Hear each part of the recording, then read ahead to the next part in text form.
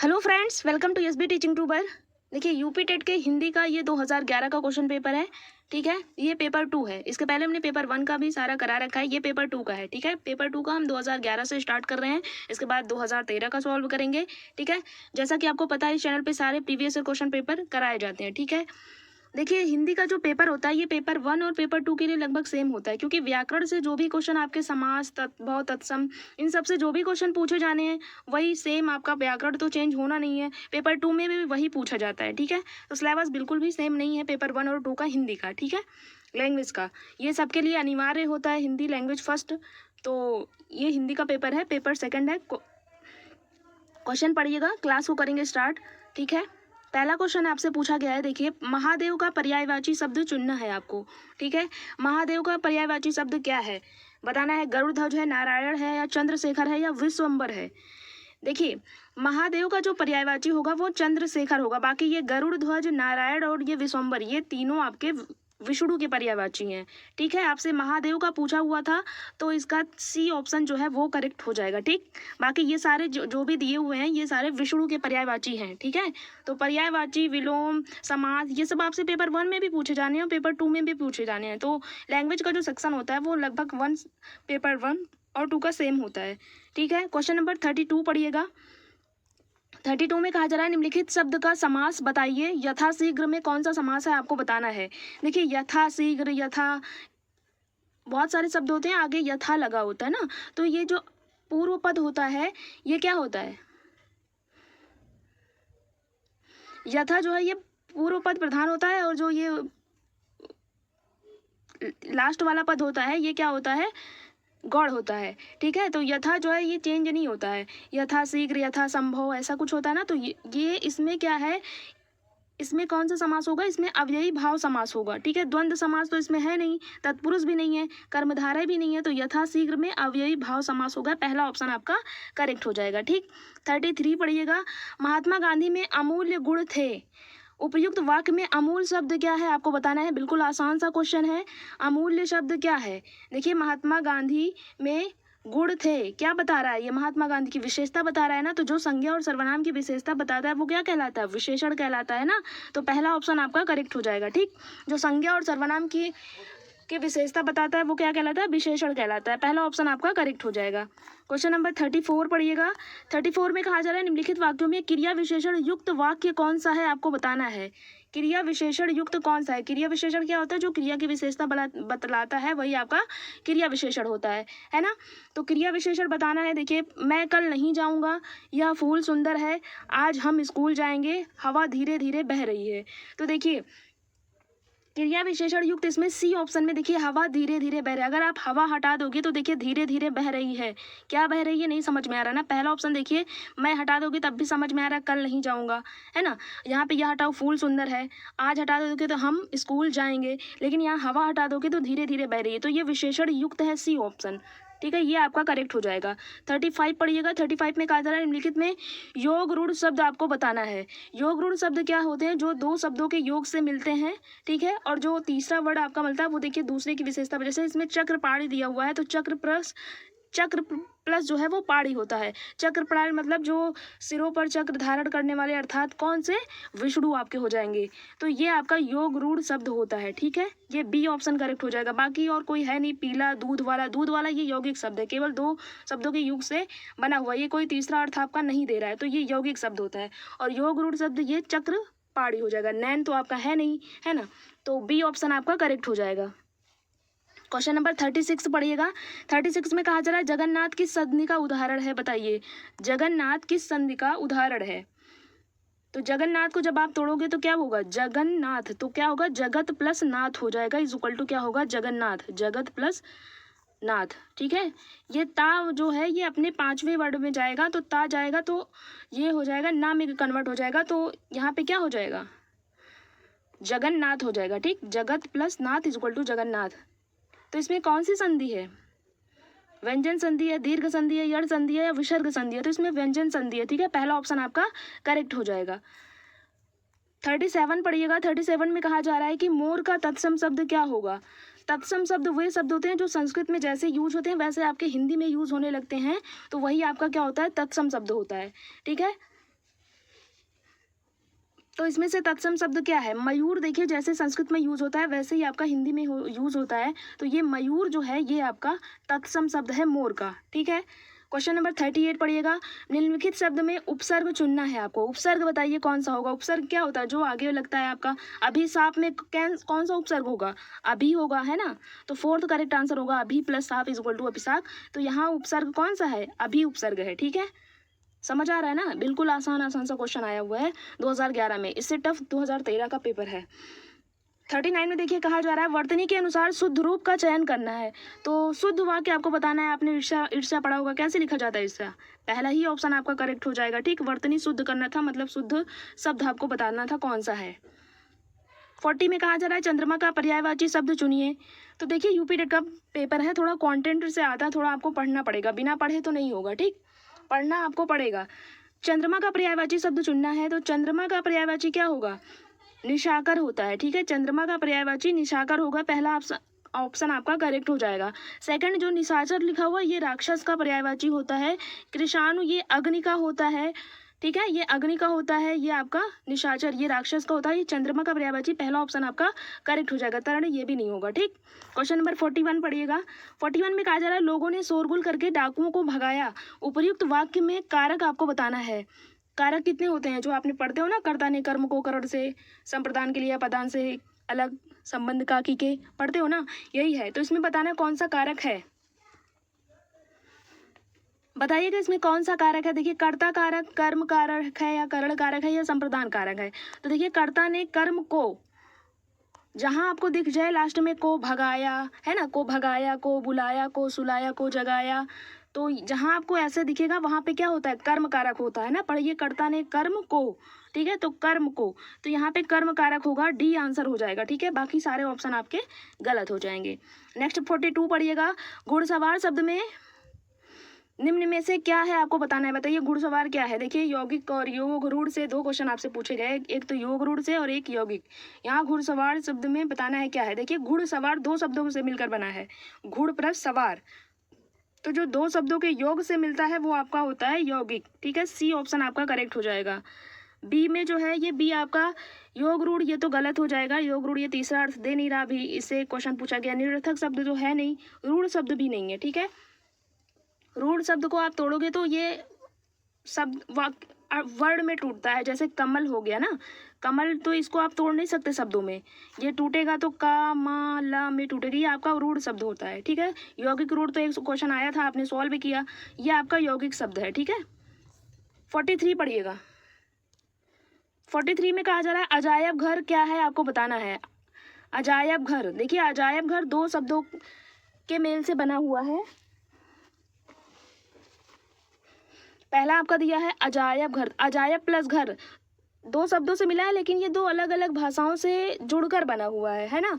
अजायब plus घर, तो अजायब, अजायब word जो है ये अरबी भाषा का शब्द है, जो घर है ये हिंदी भाषा का शब्द है। तो जो अलग अलग भाषाओं से मिलकर बनते हैं उन्हें क्या कहते हैं? हम संकर शब्द कहते हैं। ठीक, तो इसका डी आंसर हो जाएगा संकर शब्द, डी आंसर इसका हो जाएगा संकर शब्द।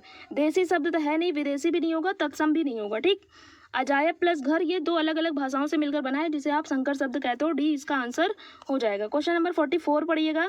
44 में कहा जा रहा है आचार का विलोम शब्द आपको बताना है। आचार का विलोम शब्द क्या होगा? अनाचार होगा। अनाचार तो गलत लिखा हुआ है, ये अनाचार होगा, बी इसका करेक्ट आंसर हो जाएगा। ठीक, बी इसका करेक्ट आंसर हो जाएगा। आचार का विलोम शब्द अनाचार होगा। 45 पढ़िएगा। 45 में कहा जा रहा है कि निम्नलिखित शब्द का उपसर्ग चुनना है। दुस्साहस का उपसर्ग आपको बताना है। तो दुस प्लस साहस, तो इसमें उपसर्ग आगे जो लगा होता है वो आपका उपसर्ग होता है। तो दुस प्लस साहस, इसमें दुस उपसर्ग लगा हुआ है, पहला ही करेक्ट आंसर हो जाएगा। दूर तो होगा नहीं, ये भी नहीं होगा और ये भी नहीं होगा। ठीक, 46 पढ़िएगा। 46 में कहा जा रहा है निम्नलिखित शब्दों के दिए गए विकल्पों में तत्सम शब्द का चयन करना। तत्सम से देखिए 3-4 क्वेश्चन आपका पूछा गया। तत्सम क्या होता है? जो जैसे संस्कृत में यूज होता है वैसे हिंदी में यूज होने लगता है, वही आपका तत्सम होता है। तो तत्सम शब्द इसमें कलश है। कलश कोई वर्ड होता है? कलश, ये भी नहीं है, ये भी नहीं है, पहला ऑप्शन आपका करेक्ट हो जाएगा। ठीक, 47 पढ़िएगा। 47 में कहा जाए निम्नलिखित वाक्यों में शुद्ध रूप आपको चुनना है। वाक्य को पढ़िए, अगर आपको कुछ भी नहीं आता खुद समझ में आ जाएगा। पहला लिखा हुआ है हमारी सौभाग्यवती कन्या का विवाह होने जा रहा है। सौभाग्यवती कन्या का विवाह होने जा रहा है, बी में कहा जा रहा है हमारी आयुष्मती कन्या का विवाह होने जा रहा है, ये तो ठीक लग रहा है बी वाला। सी में कहा जा रहा है हमारी सौभाग्यवती कन्या का विवाह होने जा रही है, तो ये गलत हो जाएगा। फोर्थ में कहा जा रहा है हमारी आयुष्मती कन्या की विवाह होने जा रहा है, की विवाह होने जा रहा है, तो ये भी गलत हो जाएगा। सेकंड आपका करेक्ट आंसर हो जाएगा। ठीक, शुद्ध रूप आपको चुनना था, केवल आप पढ़ लेंगे तब भी आपको समझ में आ जाएगा। 48 पढ़िएगा। 48 में कहा जा रहा है निम्नलिखित शब्द का संधि विच्छेद क्या होगा। भानु उदय का संधि विच्छेद क्या होगा। तो भानु प्लस उदय इज इक्वल टू क्या होता है, भानुदय होता है। छोटा ऊ प्लस ऊ मिलके क्या बनेगा, बड़ा ऊ बनेगा। ठीक है, तो ये भानुदय होगा। तो ए आंसर जो है ये इसका करेक्ट आंसर हो जाएगा। ठीक है, 48 का पहला आंसर हो जाएगा। छोटा ऊ प्लस छोटा ऊ मिलके बड़ा ऊ हो जाएगा, जो भानुदय बन जाएगा, पहला करेक्ट आंसर हो जाएगा। ठीक, क्वेश्चन नंबर 49 पढ़िएगा। 49 में कहा जा रहा है निम्नलिखित वाक्यों में शुद्ध रूप आपको चुनना है, शुद्ध रूप बताना है। वाक्य एक बार पढ़िएगा, खुद आपको समझ में आएगा। देखिए, पहले में कहा जा रहा है हमारे यहाँ तरुण नवयुवकों की शिक्षा का अच्छा प्रबंध है। तरुण नवयुवकों की शिक्षा, देखिए जब आप हमारे यहाँ नवयुवकों की शिक्षा का अच्छा प्रबंधन है कहते तब भी सही हो जाता आपका। तरुण लगाने का क्या मतलब है ना। सेकंड में कहा जा रहा है हमारे यहाँ तरुण नवयुवक, ये भी सेम है, ये भी गलत हो जाएगा। सी में कहा जा रहा है हमारे यहाँ नवयुवकों की शिक्षा यहाँ पे देखिए गलत लिखा हुआ है, ये तो गलत हो जाएगा। फोर्थ में कहा जा रहा है हमारे यहाँ नवयुवकों की शिक्षा का अच्छा प्रबंध है, बिल्कुल डी आपका करेक्ट आंसर हो जाएगा। ठीक, शुद्ध रूप आपको चुनना था। ठीक है, क्वेश्चन नंबर 50 पढ़िएगा। 50 में कहा जा रहा है धन का पर्यायवाची जो शब्द नहीं है उसे चुनना है। ठीक है, 3 वर्ड इसमें 3 शब्द होंगे जो कि धन के पर्यायवाची है, एक आपका नहीं है। तो धन को आप दौलत भी कहते हो, संपदा भी कह लेते हो, है ना, द्रव्य भी होता है। लेकिन जो केवल ये द्रव होता है ना, इसमें केवल जो है द्रव वाली चीजें आती हैं, जैसे पानी जल केवल द्रव होता है। और ये जो द्रव होता है इसमें ठोस द्रव दोनों आता है, तो ये धन का पर्यायवाची है। लेकिन जो बी है ये धन का पर्यायवाची नहीं है, जो नहीं है वही पूछा हुआ था, इसलिए बी आपका करेक्ट आंसर हो जाएगा। ठीक, 51 पढ़िएगा। 51 में कहा जा रहा है कि चौराहा कौन सा समास है, आपको बताना है। तो देखिए, जिसमें जैसे चौराहा आ रहा है ना, चौराहा आ रहा है, तो देखिए जिसमें पहला जो पूर्व पद होता है वो संख्यावाचक होता है, तो वहां पे कौन सा समास होता है, द्विगु समास होता है। तो सी करेक्ट आंसर हो जाएगा। ठीक है, चौराहा, ठीक है, सी करेक्ट आंसर हो जाएगा। क्वेश्चन नंबर 52 पढ़िएगा। पुत्री का पर्यायवाची शब्द नहीं है, आपको बताना है कौन सा पुत्री का पर्यायवाची शब्द नहीं है। मतलब 3 तो इसमें पुत्री के पर्यायवाची शब्द हैं, आत्मजा, दुहिता और सुता, ये तीनों जो है पुत्री के पर्यायवाची आपके हैं। लेकिन जो तनय है ये पुत्र का पर्यायवाची है।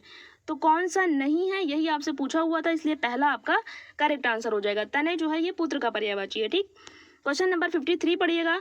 इसमें कहा जा रहा है निम्नलिखित में से कौन सा शब्द कमल का पर्यायवाची शब्द नहीं है। बताइए, कमल का कौन सा नहीं है पर्यायवाची से। देखिए 3-4 क्वेश्चन आपके हो गए, तत्सम से 3-4 क्वेश्चन हो गए, है ना। बताइए कौन सा कमल का पर्यायवाची शब्द नहीं है। देखिए, अरविंद ये कमल का पर्यायवाची है, पंकज भी कमल का पर्यायवाची है, सरोज भी कमल का पर्यायवाची है, लेकिन जो सलिल है ये जल का पर्यायवाची है। तो कौन सा नहीं है ये पूछा हुआ था, तो सी आपका नहीं है, क्योंकि ये जल का पर्यायवाची है, तो सी करेक्ट आंसर हो जाएगा। 54 पढ़िएगा। वीडियो अगर पसंद आ रही हो तो प्लीज़ लाइक ज़रूर करिएगा। ठीक है, वीडियो को बनाने में बहुत मेहनत लगती है और आप लोग लाइक और कमेंट भी नहीं करते हैं कि हाँ वीडियो कैसे लगती है कैसे नहीं, बहुत कंजूस हो तुम लोग। क्वेश्चन नंबर 54 पढ़िएगा। कहा जा रहा है जिसकी मत झट सोचने वाली हो के लिए एक शब्द होगा। जिसकी मत झट सोचने वाली हो, मतलब जो सोचने में तेज हो एकदम, उसे क्या बोलते हो, उसके लिए एक शब्द बताना है आपको। कुशाग्र बुद्धि, द्रुतगामी और दूरदर्शी या प्रत्युत्पन्न मत, ये होगा बी, इसका करेक्ट आंसर होगा। ठीक है, जिसकी मति झट से सोचने वाली हो उसका बी आंसर हो जाएगा। क्वेश्चन नंबर 55 पढ़िएगा। निर्गुण का संधि विच्छेद क्या होगा। निर्गुण का नि प्लस गुण होगा, ये सी इसका करेक्ट आंसर हो जाएगा। ठीक है, इसमें कौन सी संधि है, विसर्ग संधि है, बिल्कुल दिख ही रहा है। ठीक, क्वेश्चन नंबर 56 पढ़िएगा। वर्तनी के अनुसार शुद्ध रूप का चयन करना है, शुद्ध रूप वाक्य बताना है। बताइए दोस्त, 2 से 3 क्वेश्चन यहाँ से आपसे पूछे गए। वर्तनी के अनुसार शुद्ध शब्द का चयन करना है। देखिए क्या होता है, पूजनीय होता है, कहीं आपने देखा है, पूजनीय नहीं होता, ये भी नहीं होता, पूजनीय नहीं भी नहीं तो पूजनीय होता है, बी इसका करेक्ट आंसर हो जाएगा। ठीक है, शुद्ध वाक्य केवल बताना था। 57 पढ़िएगा। 57 में कहा जा रहा है जिसका जन्म पहले हुआ हो इसके लिए एक शब्द जो उपयुक्त हो लिखिए। जिसका जन्म पहले हुआ हो, तो जिसका जन्म पहले हुआ हो उसको क्या बोलते हैं? अग्रज बोलते हैं। और जिसका जन्म बाद में हुआ हो उसको बोलते हैं हम अनुज। तो आपसे पूछा था जिसका जन्म पहले हुआ हो तो उसको अग्रज बोलते हैं। सी करेक्ट आंसर हो जाएगा। ठीक। सर्वज्ञ मतलब जो सब कुछ जानता हो। द्विज मतलब जो जिसका जन्म 2 बार हुआ हो। तो ये तो आपसे पूछा नहीं है। जिसका जन्म पहले हुआ हो उसको बोलते हैं अग्रज। सी इसका करेक्ट आंसर हो जाएगा। 58 पढ़िएगा। 58 में कहा जा रहा है वर्तनी के अनुसार शब्द का शुद्ध रूप चुनिए। शुद्ध रूप फिर आपको बताना है, बताइए शुद्ध रूप बताइएगा। पुरस्कार क्या होता है? पुरस्कार कैसे लिखा जाता है आपको बताना है, बताइए। टीचर बनने जा रहे हो, आपको पुरस्कार लिखना तो आता होगा ना। पुरस्कार आपका देखिए डी आंसर में, डी जो बताया गया है पुरस्कार आपका ये शुद्ध रूप है। ठीक है, डी करेक्ट आंसर हो जाएगा। 59 पढ़िएगा। 2 क्वेश्चन आपके और बचे हैं। 59 में कहा जा रहा है निम्नलिखित शब्द का प्रत्यय बताना है। प्रत्यय बताइए। सजावट का प्रत्यय। सजावट में कौन सा प्रत्यय है? आव तो होगा नहीं। आवट, टा और आहट। आहट तो होगा नहीं। सजावट में आहट प्रत्यय लग रहा है। उपसर्ग जो पहले लगता है, प्रत्यय जो बाद में लगता है। तो आवट आपका हो जाएगा इसमें प्रत्यय। बी करेक्ट आंसर हो जाएगा। लास्ट क्वेश्चन नंबर 60 बताइएगा। कारक से दोबारा क्वेश्चन पूछा गया। लड़का पेड़ से गिरा, उपर्युक्त वाक्य का कारक बताइए। तो देखिए आप पढ़ते हो ना, कर्ता ने कर्म को करण से संप्रदान के लिए अपादान से अलग। यहाँ पे देखिए अलगाव हो रहा है, से अलग मतलब लड़का पेड़ से गिर रहा है, पेड़ से अलगाव हो रहा है। तो जहाँ अलगाव होता है वहाँ क्या होता है? अपादान कारक होता है। ठीक है, तो सी इसका करेक्ट आंसर हो जाएगा। कर्ता ने कर्म को करण से संप्रदान के लिए अपादान से अलग संबंध का कि के, ये पढ़ते हो नहीं हो? तो जहाँ अलगाव होता है वहाँ अपादान कारक होता है। तो ये 30 क्वेश्चन थे आपके 2011 के। ठीक है, जो कि पेपर 2 में पूछे गए थे। ठीक है, ये सारा जो हमने आंसर बताया ये सारा ऑफिशियल है। ठीक है, कोई भी फेक नहीं बताते हैं। बिल्कुल जो भी आपकी वीडियोस आपको प्रोवाइड की जाती है बिल्कुल फैक्ट होता है। ठीक है, केवल इधर उधर की वीडियोस इस पर नहीं डलती है। ठीक है, चैनल को हमारे सब्सक्राइब करिएगा। पहली बार आए हो तो नेक्स्ट वीडियो के लिए चैनल को ज़रूर सब्सक्राइब करिएगा और बेल आइकन को साथ में ज़रूर प्रेस करिएगा ताकि जो नेक्स्ट वीडियो का नोटिफिकेशन हो वो आपके पास जाता रहेगा। ठीक है, इस पेपर का जो ये PDF है आपको हमारे टेलीग्राम चैनल पे मिल जाएगा। ठीक है, वीडियो अगर प्लीज़ थोड़ी सी भी पसंद आई हो तो प्लीज़ लाइक ज़रूर करिएगा। फ्रेंड्स के साथ शेयर भी करा करें और कमेंट्स में अपने विचार बताइएगा कि आपको वीडियोज़ कैसे लगी हैं। ठीक है, ताकि नेक्स्ट वीडियो के अपलोड में हमको हेल्प मिल सके कि हम ऐसा पढ़ाते हैं, आपको समझ आता है नहीं आता है। ठीक है, नेक्स्ट में आपको क्या चाहिए क्या नहीं चाहिए। ठीक है, लेकिन अगर आप यूपी टेट की परीक्षा देने जा रहे हैं, कोई भी परीक्षा आप देते हैं तो प्रीवियस ईयर क्वेश्चन पेपर ज़रूर सॉल्व करके जाया करें। ठीक है, टीचिंग की अपडेट के लिए आप हमारा व्हाट्सअप या एक्स ऐप ज्वाइन कर सकते हो, जहां आपको अपडेट मिलती रहती है। टीचिंग की कोई भी फॉर्म वगैरह होता है तो सब कुछ आपको वहाँ मिलता रहता है। ठीक है, PDF आपको टेलीग्राम चैनल पर मिल जाएगा। ठीक है, वीडियोस अगर please please please please like share ज़रूर करा करें। ठीक है, वीडियो को बनाने में बहुत मेहनत लगती है और बिल्कुल इधर उधर का कुछ नहीं बताया जाता इस चैनल पे। प्योर फैक्ट जो ऑफिशियल होता है वही आपको बताया जाता है। ठीक है, धन्यवाद।